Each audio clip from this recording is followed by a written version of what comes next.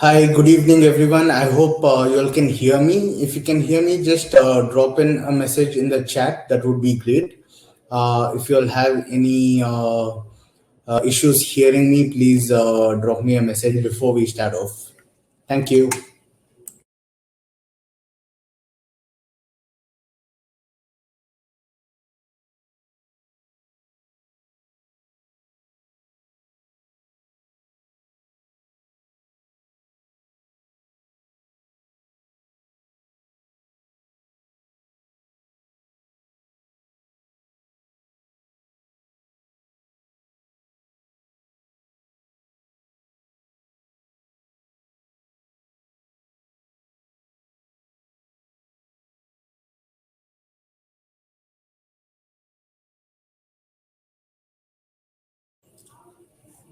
All right, I got a feedback saying my voice is echoing. Is my voice echoing, or is there a lot of background noise? I think I've just adjusted the microphone as well. Should be fine now.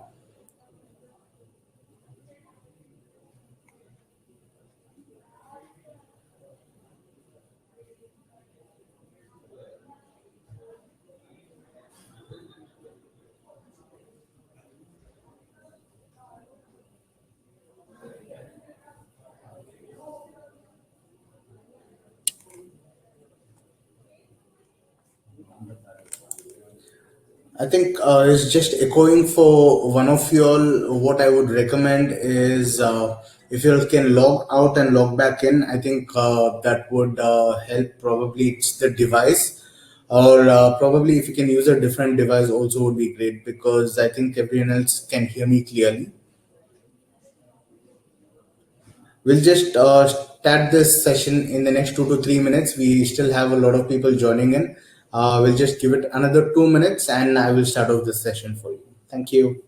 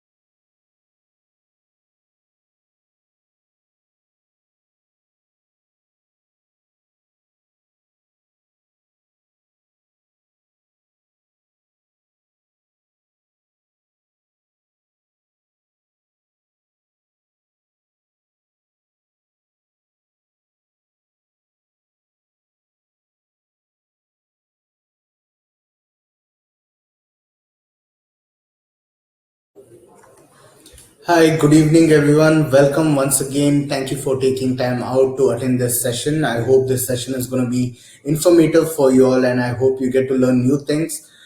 Before we start off, I would just send across a poll so that I understand what level of technical analysis you would understand. Either ways, I'm going to keep it very, very simplistic for you all to understand. But however, I would like to know the level of technical analysis that you already understand. And if you're a very new beginner, do not worry. If you're very advanced as well, I'm sure there's a lot that you'll be getting out of this session. So I hope you enjoy the session as well. Let me just put on the polls. I am going to be publishing it. Will take about next 1 or 2 minutes just to answer the polls. Basically, you just need to click on beginner, or if you're intermediate, or if you're an advanced technical trader. So I know who I'm catering to as well while I'm speaking today. I have put the poll on. I think you all should be able to see it on your system. You all can, will take the next 2 3 minutes just to answer.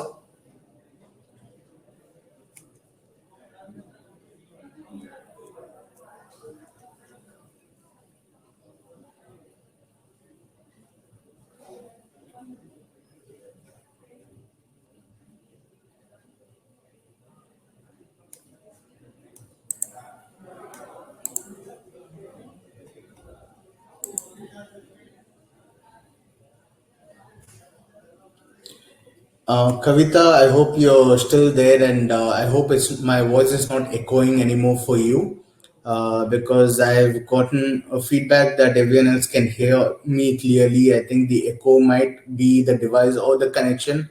If it's still echoing, I am really sorry. From my end, I've just readjusted my microphone. The echo most probably is because of either the connection or the device, I'm guessing. I hope it is not echoing for you anymore. Coming to, all right, I'm going to end the poll in the next 5 seconds.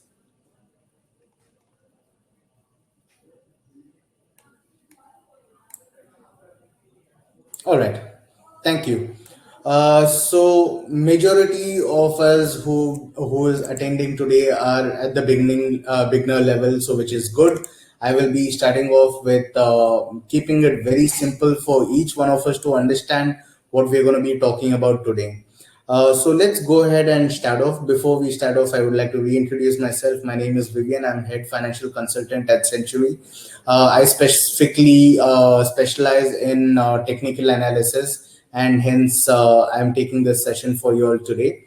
Let's start off with what we're going to be looking at today. The main subject is the Fibonacci sequence, and before we get into the Fibonacci sequence, I would like to set some foundation so that it becomes more easier for you to understand once we get into Fibonacci sequence. Right. I would also like to encourage by the end of the session, if you like the webinar that you attended today, and if it was informative and if it was easy for you to understand, most importantly, and has added more value to the learning that you already have, please do not forget to leave your review on Google for us.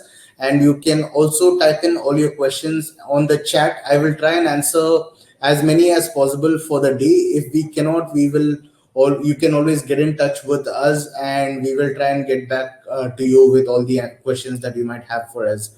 So let's begin. So let's look at what technical analysis is. In simple words, technical analysis is nothing but looking at the past price movement on a chart. So let's say, for example, if a chart or if a price has been moving in a range, let's give the range. Let's say a stock is trading at $100, and the high it makes is 150, and maybe over a period of time, let's say over a period of 5 years, you see that the particular stock trades only between 100 and 150. So every time it comes down towards 100, it goes back up towards 150. Every time it goes towards 150, it starts dropping back down towards 100 again. And this has been consistently happening over the last 5 years. Now, there is a pattern that you will identify. This is known as the technical analysis. Now, when you consider technical analysis, you discount all fundamental news. I'm not saying fundamentals are not important. Fundamentals are equivalently important as much as technicals are, but people who do trades or who invest using technical analysis often discount fundamentals, because most of the time a technical indicator might giving you a signal opposite to what currently is happening. I will give you a couple of examples so that it's more easier for you to understand what I mean by it. But in other words, technical analysis is a trading discipline employed to evaluate investments and identify trading opportunities, that is, the entries and exits, by analyzing statistical trends. So, the example that I gave you on a stock between 100 and 150, that is the statistical trends that has happened in that example, gathered from trading activities such as the price movement. So, this basically, to keep it very simple, is what technical analysis is. Now, moving forward, while I'm going to be showing you all the main thing everyone would like to know while investing is, one, what should you invest in? Second, once you identify what you want to invest in, the second question would be is, what is the best time to enter? Is there a specific time or to enter? Is there a specific price that you need to wait to enter? And apart from entering, we should also know when to exit. Now, exits can be both profitable as well as loss, depending on the strategy that or the objective that you have for your own account. Now, most of the times when you identify an entry, you should always have a plan of exit so that your logic on the entry for the trade does not keep changing based on emotions. Every trade that you take has to have a good fundamental technical analysis backed up before you take any kind of investment or a trade. And once that logic has been taken into consideration and you enter, you it is best for us to stick to that entry price as well as the exit price that you had planned. I will again show all of this when we are looking at the prices on the live charts. Now, average true range is quite important. I know today's session is going to be on Fibonacci, but before we go to Fibonacci, I just wanted to add one more technical analysis or technical tool that will help us. That is average true range. Again, to make it very simple for you to understand average true range, it is nothing but it's also known as an ATR. Basically, what an ATR does is it shows you based on again previous historical data that we have on a particular stock or a commodity or any trading instrument. It will tell you how many dollars can it move in a given time frame. For example, let's look at this particular chart over here. I'm sorry, the top part is cut off. This is SPX 500, but it's okay. We do not need to worry about what the instrument is for now.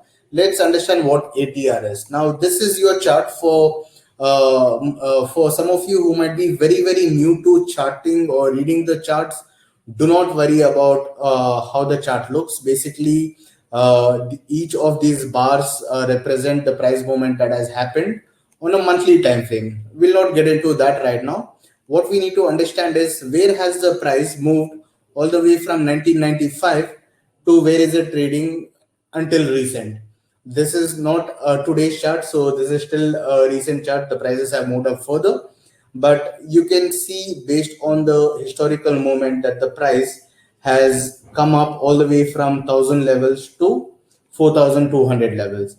Now, when I'm talking about 4200 levels, let's say you are an investor who wants to invest in this particular instrument.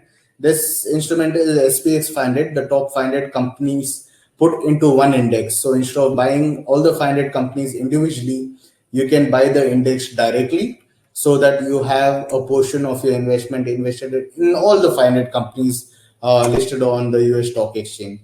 Now, let's say as an investor, you would like to invest into S&P 500 and you're looking at a 1 year time frame. So that is 12-month time frame. Since I'm looking at a monthly time frame, my ATR, the white line that you see at the bottom is the ATR. How is ATR calculated? ATR is always calculated or based on the historical price movement, meaning the volatility. How many dollars has it on an average move? Let's say if I take an ATR for the last 21 days, it will show me in the last 21 days how many dollars on an average can S&P 500 move. So as per this chart, it can move about $250 in a given month.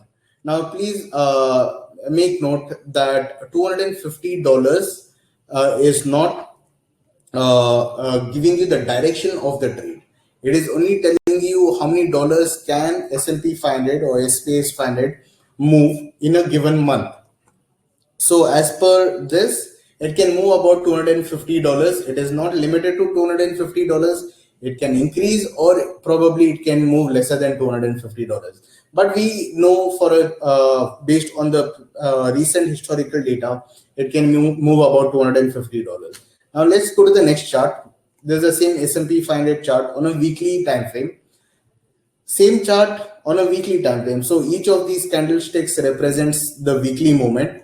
Now you'll see on a weekly time frame, it moves roughly around $124 only.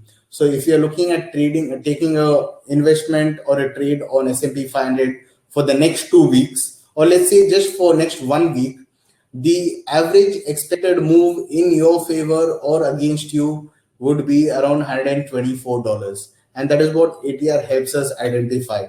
Now this is S&P 500, same chart, but on a daily time frame.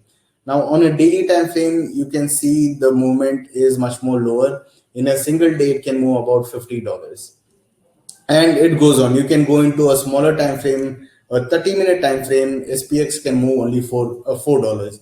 So let's say if you are a short-term trader or a very short-term trader who wants to take advantage of today's move only and come out of it, the average move that you can expect every 30 minutes for it to happen is about $5. Again, not limited to $5. There has been places where it has moved up to even $12. So it all depends on the average of the last couple of days. You can choose the date, last 21. In this case, it's not last 21 days, it is the last 21 candlesticks. So it calculates on the last 21 time frame to give you the average price. Do not worry if you have not got this completely. I will be showing this to you again when I do the live example, so it will be more clear for you. In short, what do we know about ATR? ATR helps us to identify how many dollars can a given instrument move in a given time frame. As simple as that. Now, coming to the most exciting part of today's webinar is the Fibonacci. I do not know if you all have heard about Fibonacci before, but most of you, I'm sure, have heard about Fibonacci. We need to understand how are these Fibonacci series formed and why is it so important. So, for those of us who are looking at Fibonacci for the very first time or after a very long time, it's very simple to understand. Fibonacci is nothing but a series of numbers. It starts with 0 and 1, and when you add your first number with the second number, you get your third number. So 0 plus 1, you get 1. 1 plus 2, you get 3. 2 plus 3, you get 5. 5 plus 8, you get 13. And this can go on to infinite.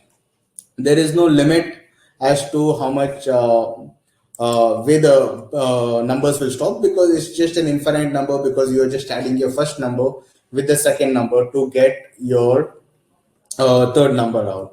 Now that we know how Fibonacci series or Fibonacci numbers have been formed, let's look at where does Fibonacci actually come into play.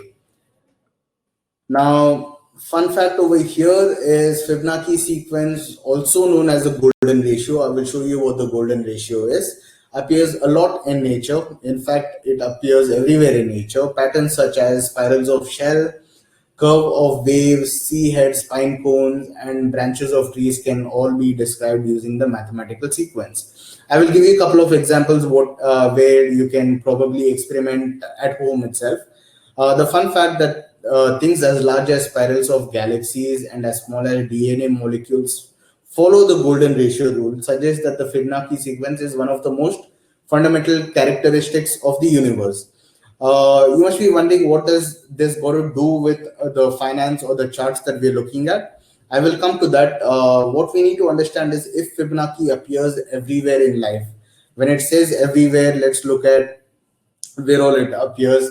Here you see a geometrical representation. I'm sorry, the image is quite small, but if you see, it starts with 1 plus 1 and you get a 2 square, 2 plus 3, you get this 4 square, 3 plus 5, you get 8, 8 plus 13, you get 21, 13 plus 21, you get 34. And you see how neatly it aligns itself as the numbers become bigger.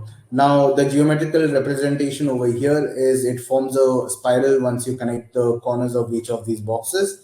Now, let's look at a tree as an example. This is something that you can do at home if you have a garden.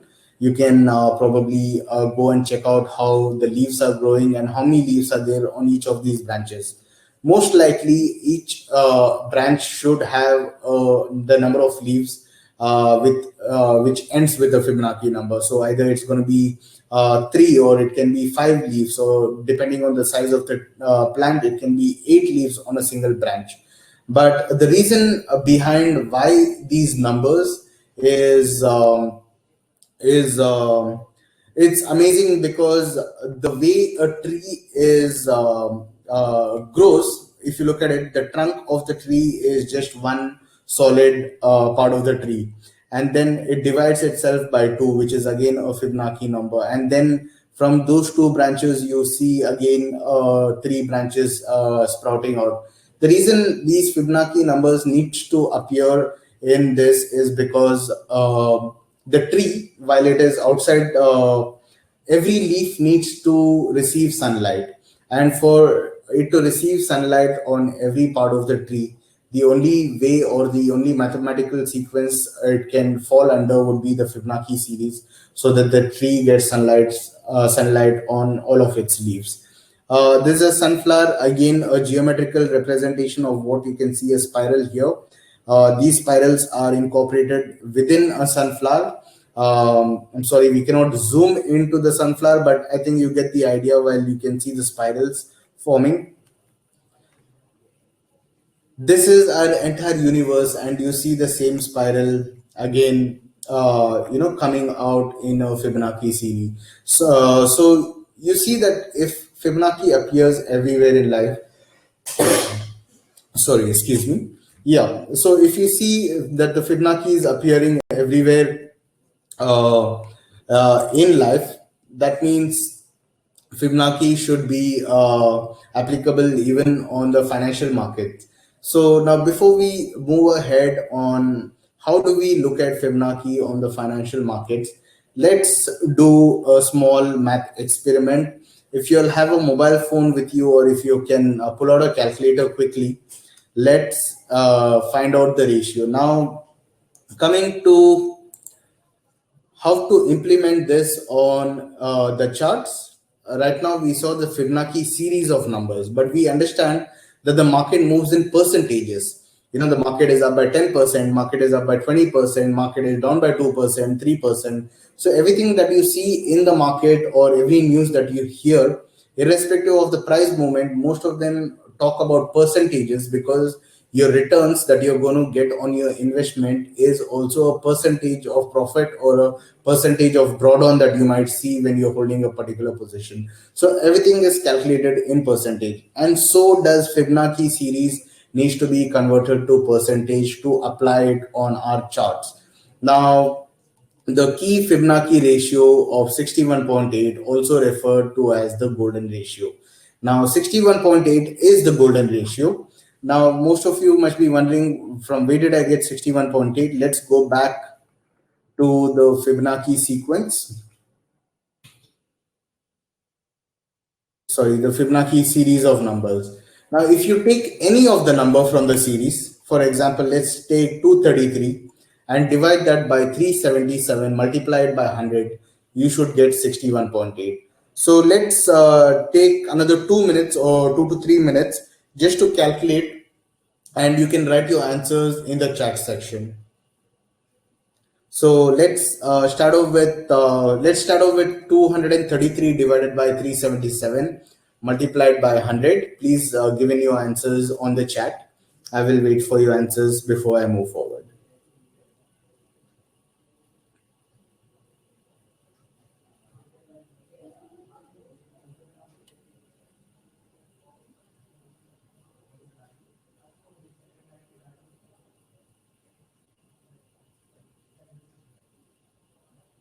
I hope all of you all are able to hear me. Yes, I'm getting a couple of answers coming in right now.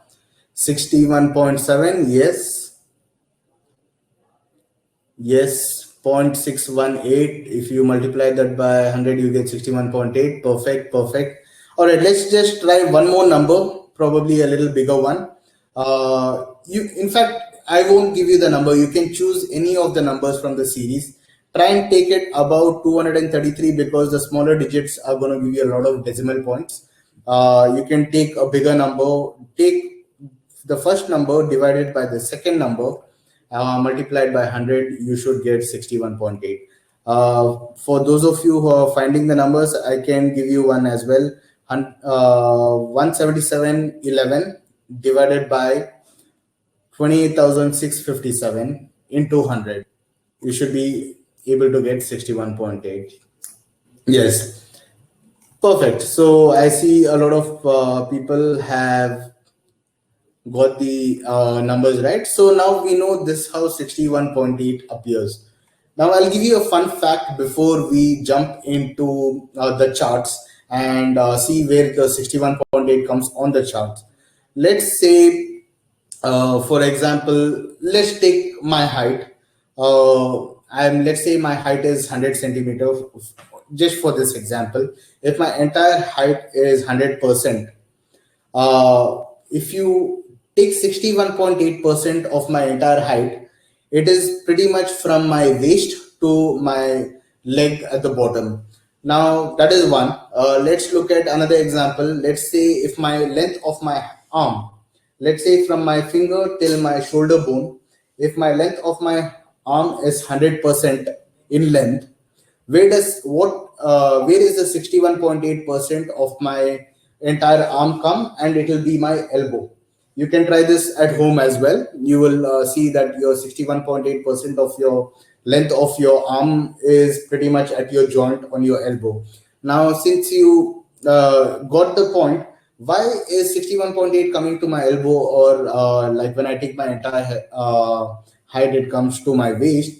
Reason being, you see the significance over here. For us, for our support for our hand, our elbow is very crucial the way it is placed so that we can carry stuff easily. Same with our upper body and our lower body. For it to be balanced, there's a certain ratio that has been planned. Now, if this appears even in a human autonomy, sorry, you will also understand that it is very significant, and 61.8 plays a crucial role. So let's keep that in mind. Let's look at how does it look on a specific chart, right? So now think about my height. Keep my height as an analogy to understand how 61.8. This is Apple. I've taken a monthly time frame chart. You can see data all the way from 2014 till 2017. Now, when you use Fibonacci in on the charts, you should always identify a good rally. When I say a good rally, there has to be a good trend or a momentum that has gone well, and then eventually the trend has reversed. And that is when you apply your Fibonacci. So in this case, you will notice that the trend began somewhere here. It went up. After a couple of months, you identify that it started dropping down. So how do you measure this Fibonacci? Same as my height. Let's say this was the entire body. Okay. You identified the body. Now when the market started dropping down, you understand this is the bottom, this is the head. Now from the head, the market has started dropping. You initially you would not know. Probably a month or two, or even 3 4 months later, you identify that the top has kind of finished, and now there is a selling that is happening in the market. Now, why do we use Fibonacci over here? To identify if the markets change the trend from the uptrend to the downtrend. We want to know, I want to buy Apple, and I want to understand at what point should I buy Apple. Let's say the first time it dropped somewhere here. This looks attractive as well, considering the fact that the market has been moving up. Even the slightest dip over here is a very good level to buy. But then if I end up buying here and then the market continues dropping, I'm going to make a huge loss while it comes down, and I have to wait for a very long time for it to come back up. So instead of avoiding or jumping into it, what Fibonacci helps us is, once you find the leg and the head, you measure top to bottom or bottom to top to identify where, if this is 100% move, where does the 61.8 come? Where does the elbow for this entire arm come? Or where does the hip of this entire body come down to? So coming back to my analogy over there. So if you notice, I'm sorry, the numbers are kind of blurred out, I think, on the chart, but I will show you this on the live chart also. You see, it came down exactly to this specific level before it started bouncing back up. And this level happens to be 61.8. Now I know this, if this is that easy, that means every time you see a market drop, it should come till 61.8, you buy it and you will make a lot of money. That is not always the case. There are cases where it can go below 61.8. But I will tell you the advantages of waiting for 61.8, and the advantage of when you enter at 61.8, and if it goes against you. Also, although it goes against you, you will still have another advantage over there, so which I'll be showing you on the live chart. Now moving on to Apple. Earlier we looked at 2015. This was 2016. You see, from 2016 the market started going back up again. So anybody who followed 61.8 could have entered at this price. and the prices moved up. Now let's see what happened after that. So this is 2016 here. Okay, this is the price where the market started moving back up. Same theory again. You identify a trend. So now somebody is bought it at the bottom. Let's forget about who has bought it. Let's say you're just looking at the chart. Market goes up. There was a small dip over here, so we expected it to drop back down. It did not happen, so we did not do anything over here. You see again, then you see a big drop coming in, and this is when I understand this was the leg and this is the head, and the trend has currently finished and it is going on a downtrend. So if you see, it came down again to a certain point before it bounced back up. And that certain point, if you look at the Fibonacci, again drawing your Fibonacci from your leg to your head, you see it came back to 61.8. Someone's asked me, why is the lower wick being discounted while drawing? I am guessing you're talking about this. In this case, we look at mainly towards where the trend begins from. It is not wrong for you to start the Fibonacci right from the bottom, but the Fibonacci plays more when there is a momentum that has picked up. This also could be a very consolidation level, but you see this is a very obvious momentum that picked up from here, and hence we have started Fibonacci. This consider this as the lower point and this as the higher point. But again, you can still consider the lower point also, but where the momentum begins, that is more accurate because that shows you the momentum, and this shows you where the momentum has ended. Should we draw different Fibonacci for different trade styles like hourly, monthly, weekly? Yes, and I will be showing you that as well. I'm just showing you on a monthly chart because it's more cleaner on the chart. If you go into a smaller time frame, you will have multiple entries and exits, so it will become more confusing, especially for people who are very new.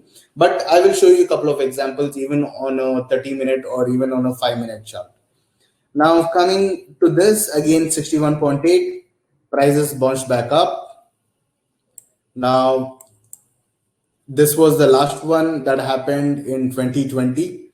There was a drop, 61.8 prices jump back up, and I will show you this on the live chart as to what is happening right now.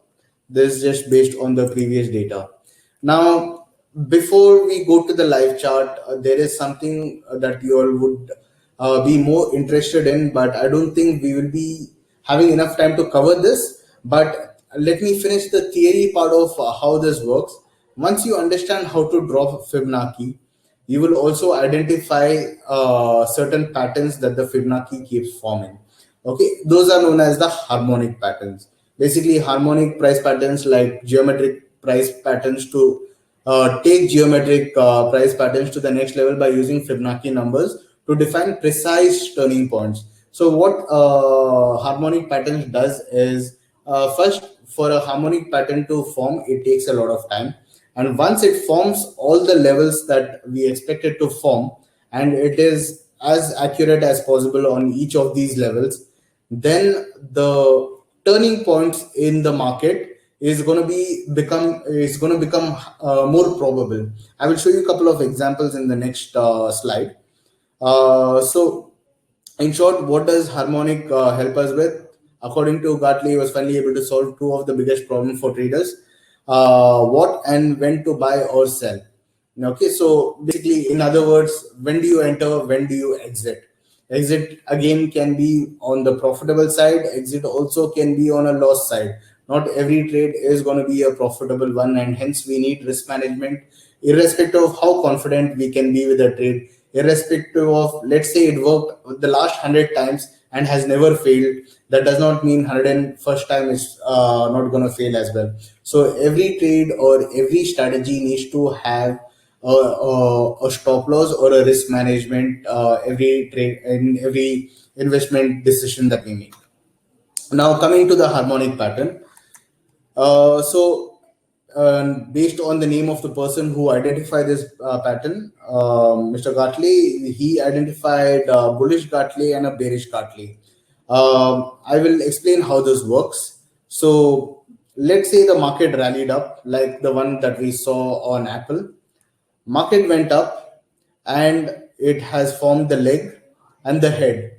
And from there, the market has dropped. So when you measure this, when the market drops, it has to drop exactly to 61.8 before it bounces back up. So if that happens, then X, A, and B has been formed.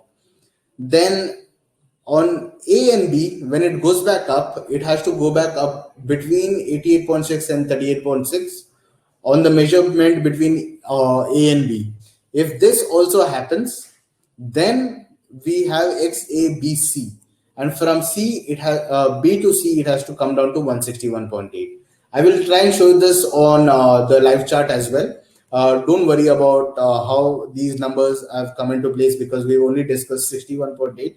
Now, there apart from 61.8, there are a few other numbers as well. But for today's lesson, we'll just stick to 61.8. But in harmonic patterns, if all of these numbers match, the probability of this trade going up becomes very highly probable. And if you also look at the length of this upside and the stop loss that you'll be putting on this, the risk reward is going to be really amazing. I'll try and show one or two examples on how to trade on a harmonic. But once you are comfortable with drawing Fibonacci, this is the next level that we have to get into, and these will give you good risk reward trades as well as the trades take time to form, but once it forms, the probability again becomes very high.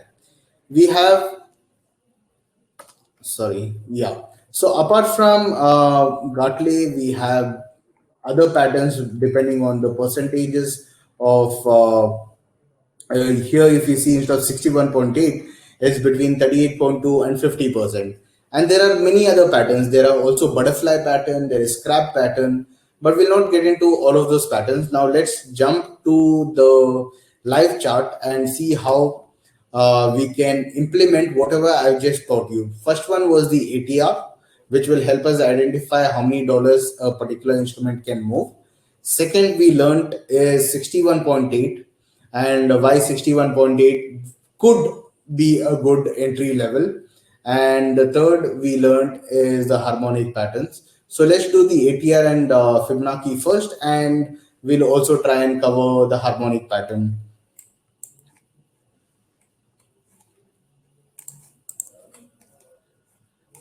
Let me just share my screen with the chart.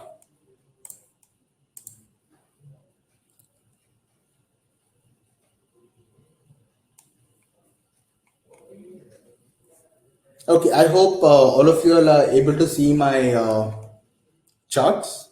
If yes, please let me know.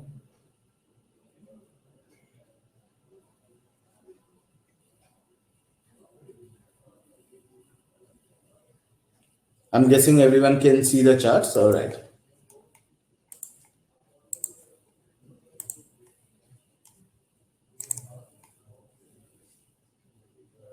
Okay. So let's start with Apple itself since I had shown you Apple.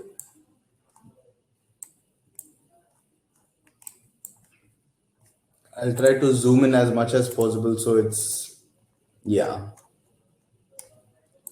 So once you go to your draw tools, for those of you who are using this platform for the very first time, this is the chart. You can change your time frame over here. Right. Currently, I'm looking at a monthly time frame, meaning each of these candlesticks represents 1 month.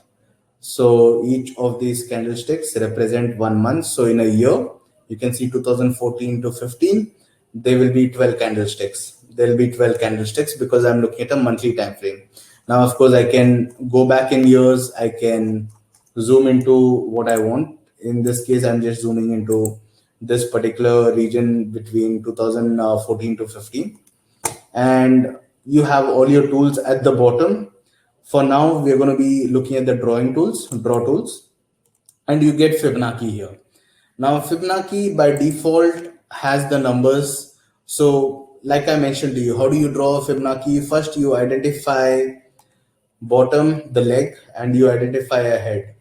Let's say in this in the later case, there will probably there's no head formed. I will show you how to wait for us to draw the Fibonacci. In this case, it started off pretty much here and it goes up till here. Let me try and make the font bigger, so I think that would be easier for you to view as well. I will also remove all the other Fibonacci numbers. We do not need it right now. The calculations to get those numbers as well are quite simple. It's not very complicated. I'm going to keep this as default. So you see, market came down somewhere close to 61.8, bounces back up.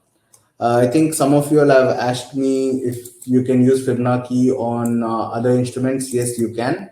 We'll try and do it on also on the other instruments. It does not necessarily have to be only stocks. It can be on commodities. It can be on currencies.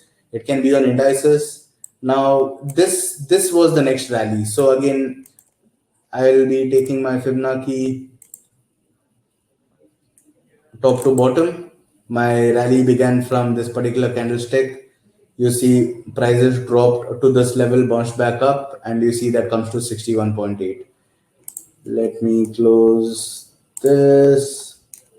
Here in this case, the rally was quite quick over here, although it's a red candle. Oops, sorry. Yeah.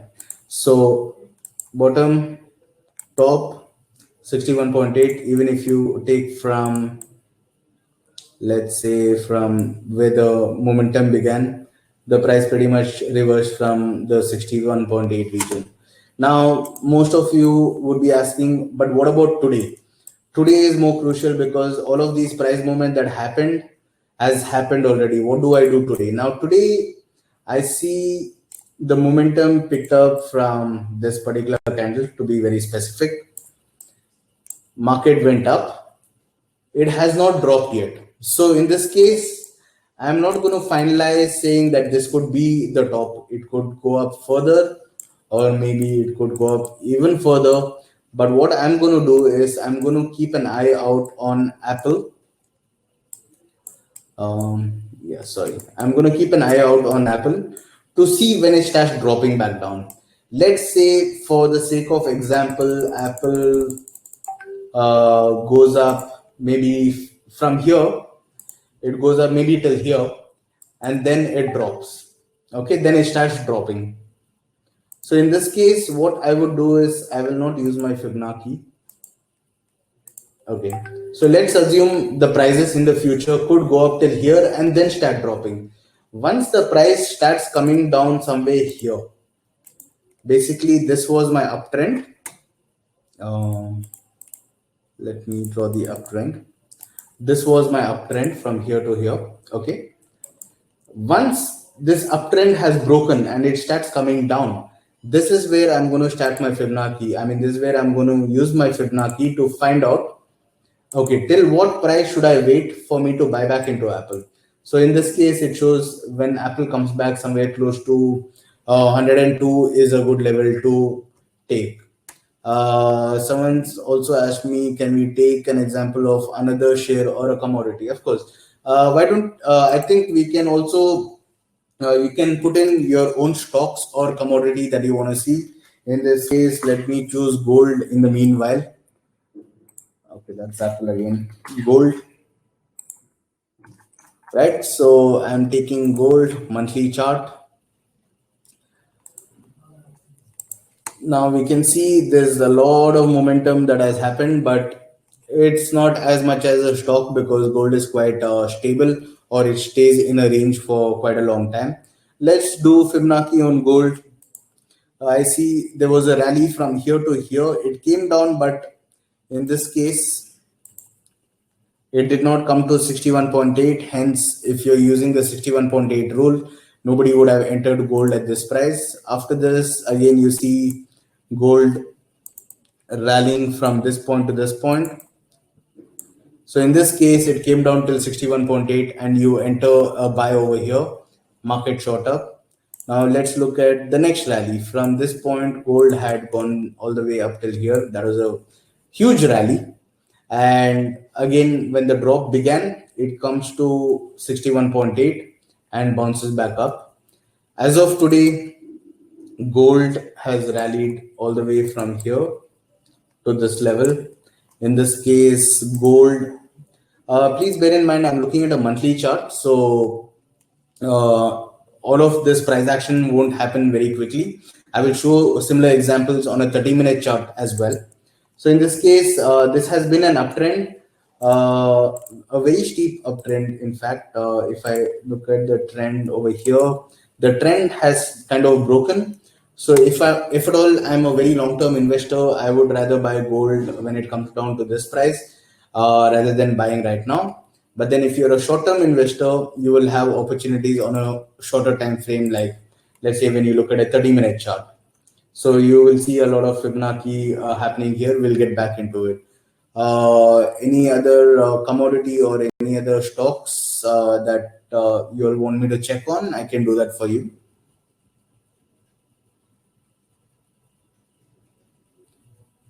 I think someone has, is it also true for a sell trade? Yes. So right now I'm not getting onto a short position because I don't think many people would understand shorting the markets. But yes, if you understand how shorting works, the same logic appears. Instead of measuring from down to top, you'll be measuring from top to bottom. Let's say in this case, will be measuring top to bottom. So in this case, it has breached 61.8. But if you look at other time frames or a few other stocks, might give you an opportunity. But I'll also tell you how Cardano. Okay, one thing that we need to understand is Bitcoin and especially cryptocurrencies are more speculative. Basically, they do not have any solid fundamentals behind it. But however, technical should still work, but it's going to be very volatile. But since you've asked for Cardano, let's check out Cardano together.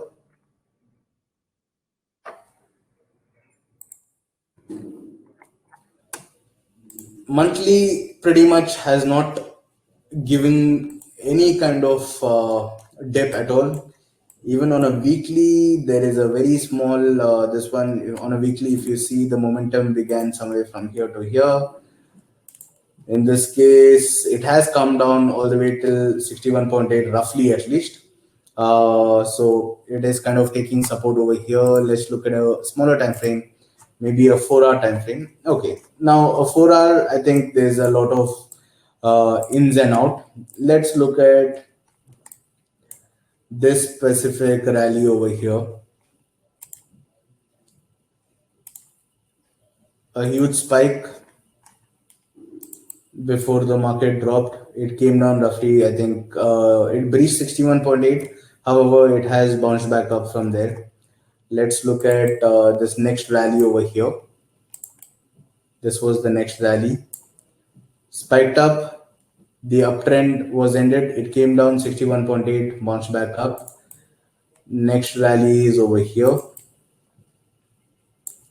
Spiked up, trend ended. It went back up a little bit, but eventually it has dropped back down again. So there were a couple of opportunities over here. People who are looking at top to bottom, prices bounced up to 61.8 and has dropped. So it's very important to identify a trend when you're taking trades. But pretty much the idea remains the same. You need to identify the trend, measure the trend, and then enter. Now, what are the advantages and disadvantages of this particular trade? Let's take Apple itself, since it's much more cleaner chart, easy for everyone to understand. Let's look at our current trade. Or let me try and do this on a smaller time frame so it's easy. Nasdaq.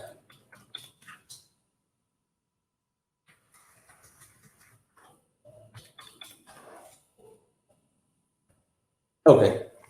So we have Nasdaq. Oh, sorry, this is US 30.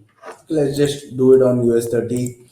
Not recommended to trade at all on US 30 because it's very volatile. Let's try and do a very small time frame. All right.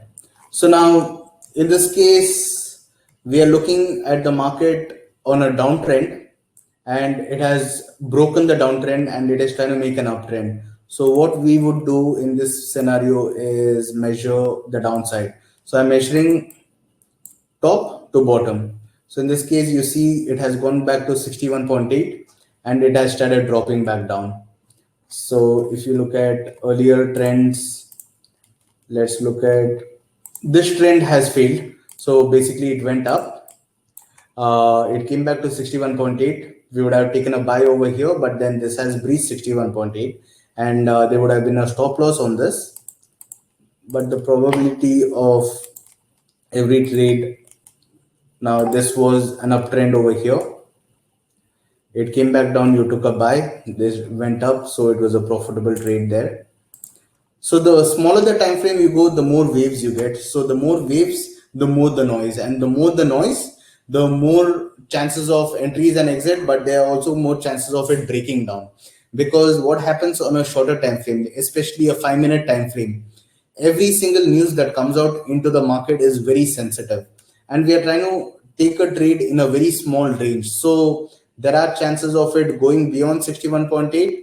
But again, even on a small time frame, you would see, like, let's say this was one huge rally before market started going sideways. At least in this case, you see every time it came down to 61.8, it bounced back up. So if someone had to just keep taking buy on this, they would still be making a good amount of money because it was supported by a significant rally.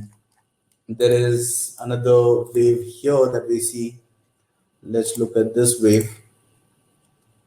In this case, it has breached 61.8. I think in this case, stop loss also would have triggered, but ideally it will give us a good entry point. Now, how do we use a stop loss and take profit on these? That is more crucial. Let's take an example on Apple, since we are not getting any entries right now. Let's say we were looking at this particular trade. This was 2020, last year's pandemic drop. Okay. Now, remember the first point that I had told, when we look at technicals, or people who look at specifically trading on technicals, they discount fundamentals. Fundamentals are basically what is happening in the market, why has the market dropped, the news that is driving the market down. Now, all of these will contradict your technicals. I will give you an example on this trade itself. Let's say Apple pretty much rallied and started dropping over here. I'll make this into a weekly chart so it's more easier to. Perfect. Now the weekly chart will give you a much better picture over here.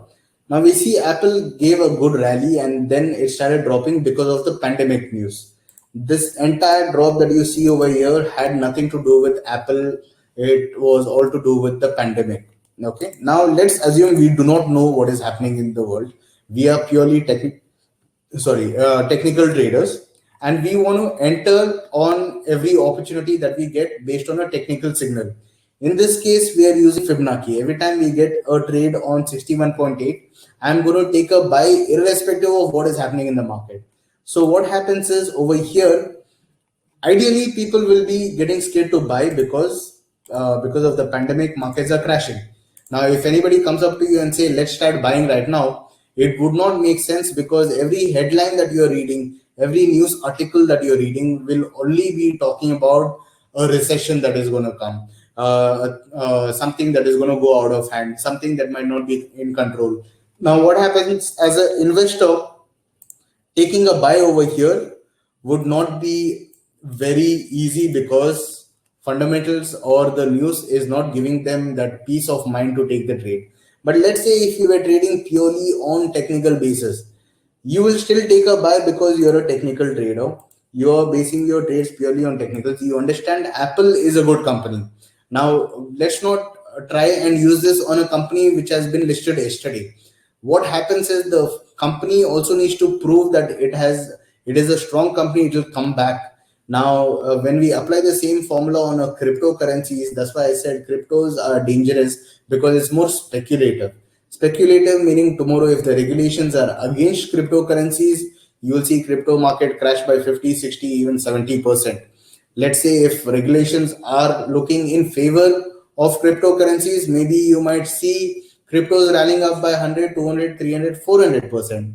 Purely speculative based on whatever is going to happen. Now, if you take a technical trade based on that, you should have a stop loss no matter what. And second is because of the noise in a instrument that is not very does not have a very solid foundation, there might be chances that most of the trades will only keep triggering stop loss more than triggering take profit.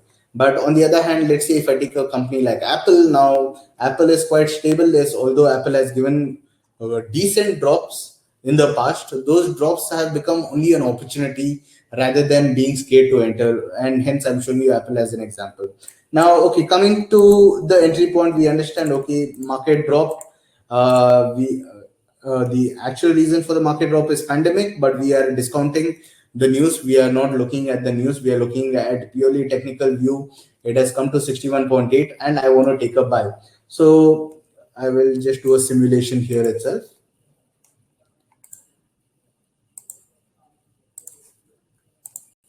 Okay, so if you can see, let's say the blue line that you can see over here, which I'm moving, is my entry point, and my entry point is going to be on 61.8. Now, take profit and stop loss, will come back to take profit later, but stop loss is more important than take profit. So I'm just going to leave stop loss out, sorry, take profit out. Now let's say I have $10,000 in my account. The market has dropped quite well. I want to take a trade. Let's say I want to buy Apple worth only $10,000. Now in this case, if the market continues dropping, you can see the loss over here increasing. If the market continues dropping, this is the loss that you're going to make. Okay, so how do I decide where to keep my stop loss? Now in Fibonacci, the few of the numbers that I removed is going to be placed back. One is 78.6. 78.6 is quite simple. So basically 78.6 is square root of 61.8. Okay, if you put 61.8 and do square root, you will get 78.6. If you can see 78.6, I've selected that. And there is also 88.6. I'm going to select that as well. Okay, so I'm taken 78.6. 88.6 again is square root of 78.6. Default done. Okay, now I have, let me push my stop loss down. Now you see below 61.8 is 78.6 and 88.6. Now what, there are two, three different logics that people use Fibonacci and do it with. One is they will keep a stop loss right below this leg, below the 100%. Okay, and instead of entering 10,000 right now, what they will do is they will enter only $5,000. $5,000. So in this case, even if the market continues dropping, their stop loss will not trigger because they've given enough of room, and probably they will buy again at 88.6.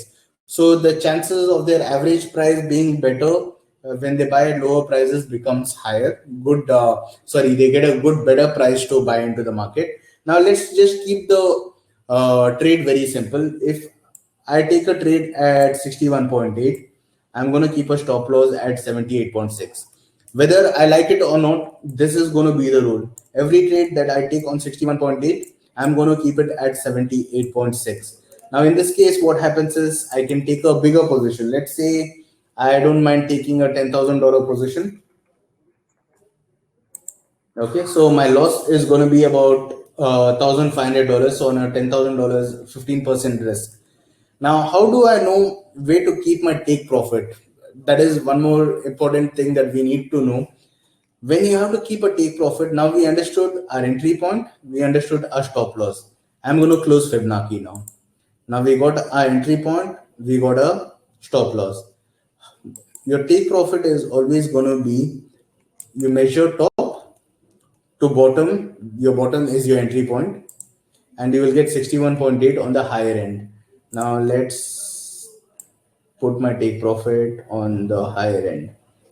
So if you look at it, your risk reward, you risked $1,500 to make $3,000. Now your risk reward is amazing because you're risking 1:2. So you're risking 1,500, you're making double of what you're risking.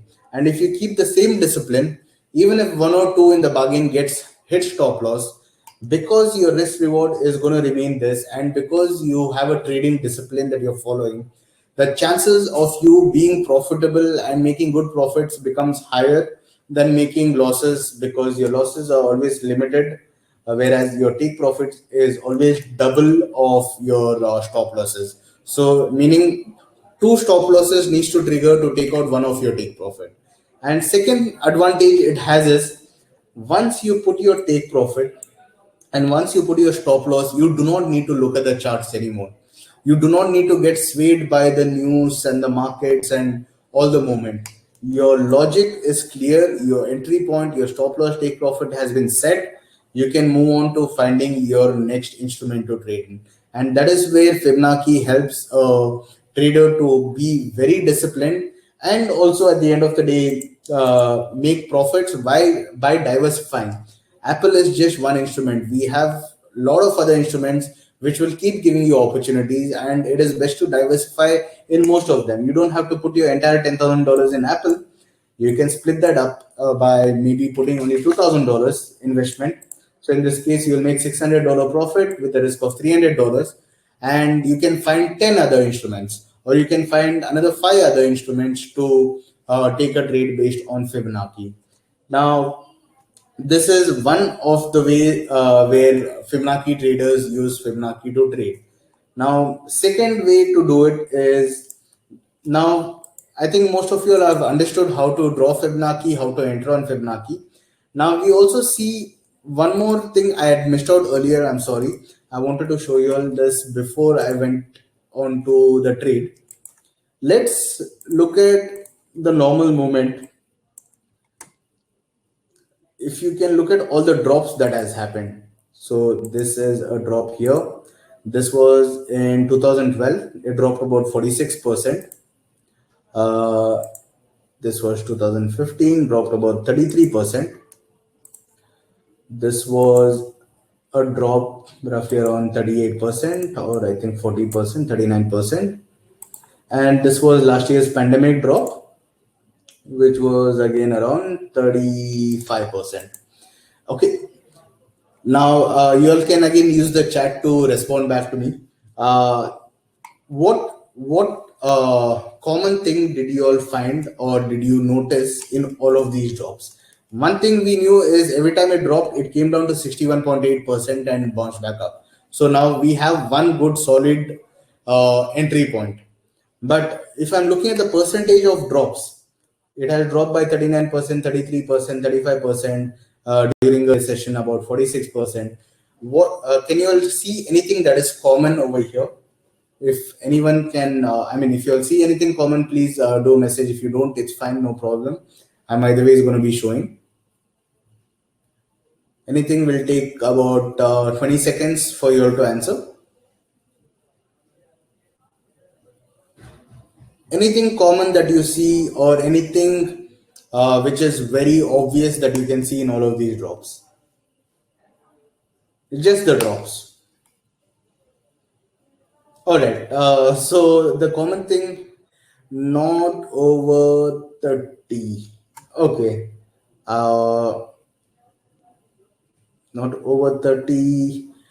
I'm guessing you're talking about the percentage, Daniel, but yes, the common thing is you see every time Apple has actually given a drop, it drops somewhere between 35%, or sorry, 33% to 46%. They're trapped toward the end. Okay. So what you see is every time it drops roughly about 33% to 46%. Now you see the average is somewhere close to 30 to 35%. Now this 46% and 50% drop usually happens during a recession period. Okay, but on a normal correction, or when the market is correcting itself because of pandemic, or any other correction, at least for Apple, we know it corrects itself by 33%. Now, let's assume, again, just an assumption, that maybe Apple has made its all time high. Maybe now the market could start correcting. So, what happens is, let's say, I'm assuming that the market is going to drop, not that it is going to, but if it does, I want to know where should I be entering. So, I'm going to keep somewhere between 35 to 45. So, on an average, about 35% drop. Okay, now we understand it can, if the market corrects itself. Now there are a lot of factors it could also, if the economy is picking up now again, the delta variant is kind of spooking the markets. On the other hand, let's say if the vaccine actually works well, and the COVID scenario is taken care of, what is going to happen is the FOMC, the Fed, they've been pumping a lot of dollars into the US economy to keep the economy floating. Eventually, they cannot keep forever pumping in money into the economy. They have to start unwinding what they've pumped into the economy. So when they start doing that, that is where we'll see market correct as well. So either that is going to be a trigger for the market to correct itself, or the delta variant could again spook the market like last year, where we could see the market correct itself. But at this point of time, everything is going smooth, because one side, the vaccination is kind of helping everybody out there in the world.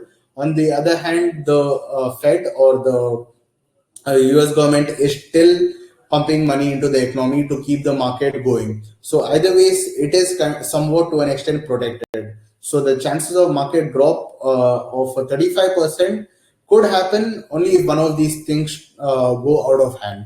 Now let's assume it does for whatever reason and starts dropping. I am expecting, based on the previous drops, for the Apple price to come down by 35%. Now, if I draw my Fibonacci here, or rather from where the momentum began, I'll just keep it out so it's more easier to see. Now, if you see in this case, 61.8 also is coming down somewhere close to 33%. Let's say if the market goes up further and then drops.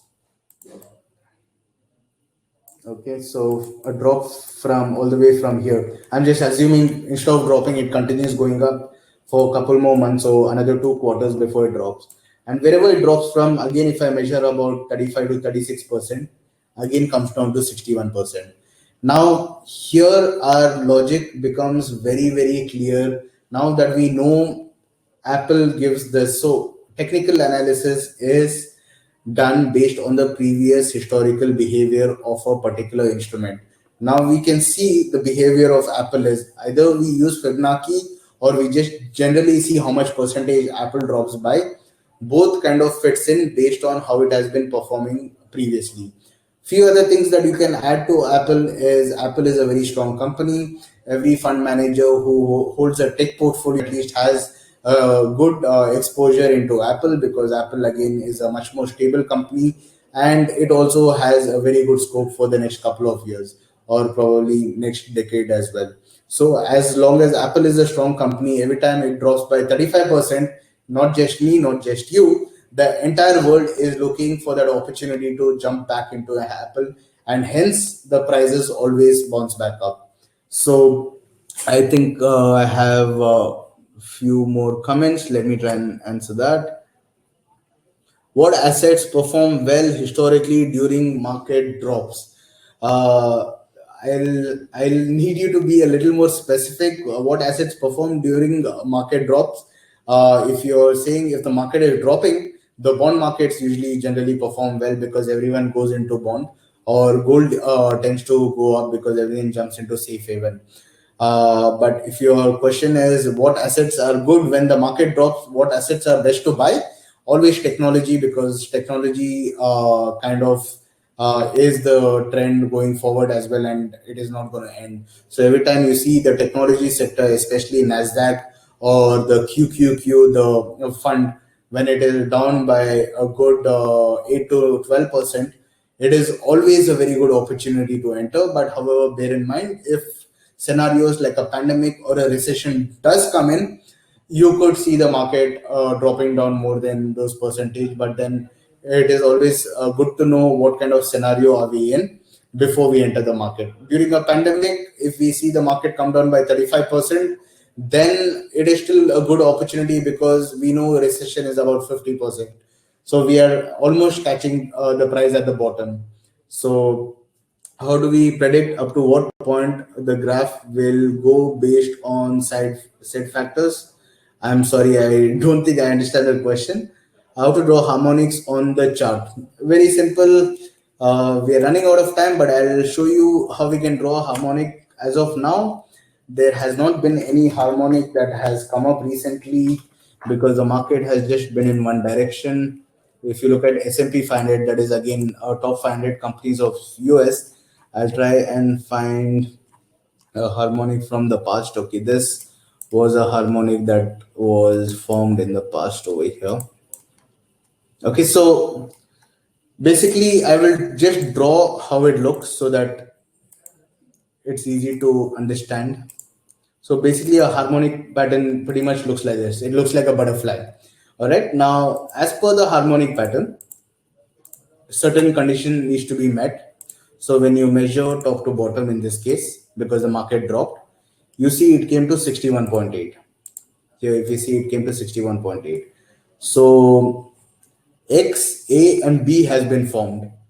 From 61.8, it has to come somewhere between 88.6 and 38.2. In this case, it has come down till 78.6. So again, this has formed exactly on the harmonic pattern. So we have one pattern that formed here, the other pattern that formed here. Now D. D usually is at 161.8.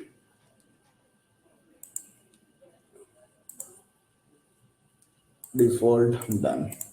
Okay, so we have X. This is X. We have A. So when we measured X and A, we got B, which came at 61.8. When we measured A and B, we got C, which was measured at 78.6. When I measure B and C, I'm getting my D point. This is my final point. Okay, so now all of these, once they tag exactly on the line, is when we know the harmonic pattern has been completed. So in this case, the harmonic pattern, sorry, I'm just roughly drawing this, got completed over here. So once your pattern is complete, the probability of the trade going or the price changing, that's what we learned on the Fibonacci harmonic, the probability of the price or the trend changing is higher. So in this case, if you see, the Fibonacci finished exactly at 61.8, or rather 161.8 in this case, and dropped back down. So this would have been a very good trade. Effectively, it dropped roughly around 4%. Your stop loss would have been hardly 0.5%. So you risked 0.5% to make 4%. Right. I'm sorry, I have a lot more questions that is coming in.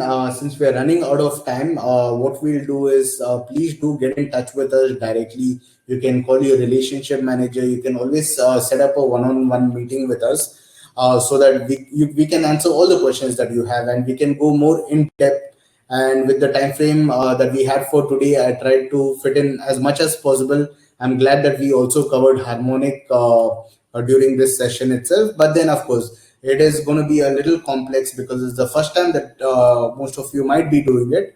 Do not worry, it is very simple. It takes a little bit of practice, and you should be able to identify most of this on your own.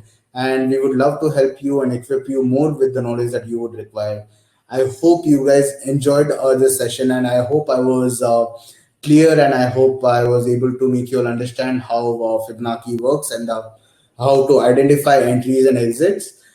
Please do give us your review on Google, as well as please do write your feedback on this chat. It'll really help me probably come up with a better plan to explain in the future.